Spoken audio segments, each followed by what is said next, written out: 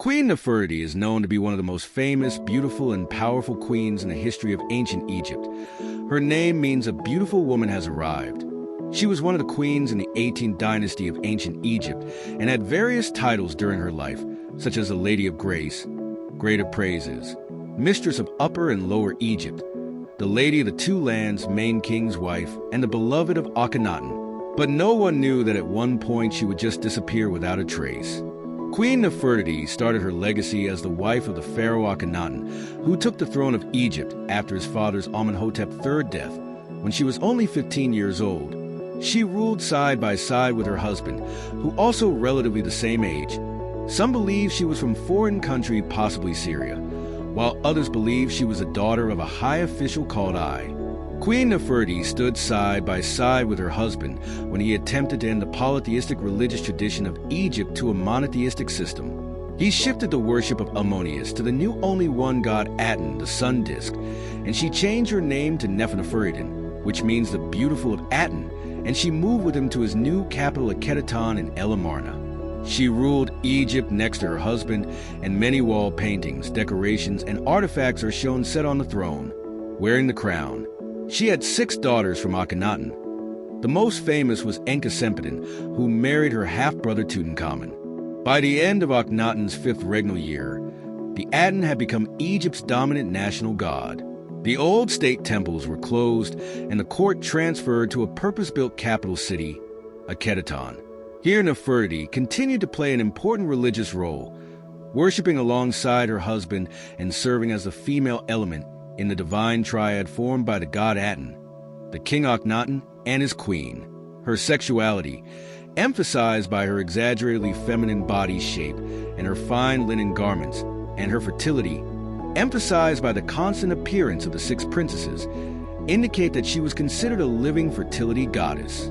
Nefertiti and the royal family appeared on private devotional stelae and on the walls of non-royal tombs, and images of Nefertiti stood at the 4 corners of her husband's sarcophagus.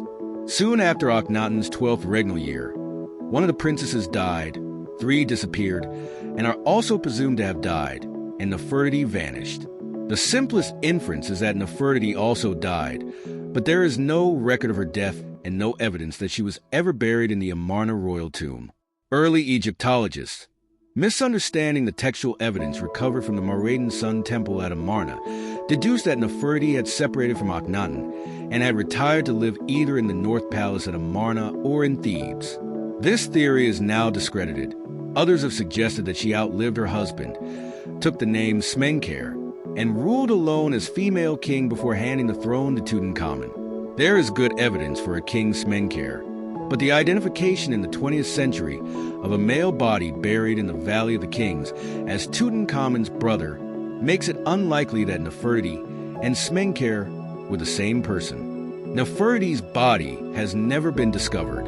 Had she died at Amarna, it seems inconceivable that she would not have been buried in the Amarna royal tomb. But the burial in the Valley of the Kings confirms that at least one of the Amarna burials was reinterred at Thebes during Tutankhamun's reign. Egyptologists have therefore speculated that Nefertiti may be one of the unidentified bodies recovered from the caches of royal mummies in the Valley of the Kings. In the early 21st century, attention has focused on the younger lady found in the tomb of Amenhotep II, although it is now accepted that this body is almost certainly too young to be Nefertiti.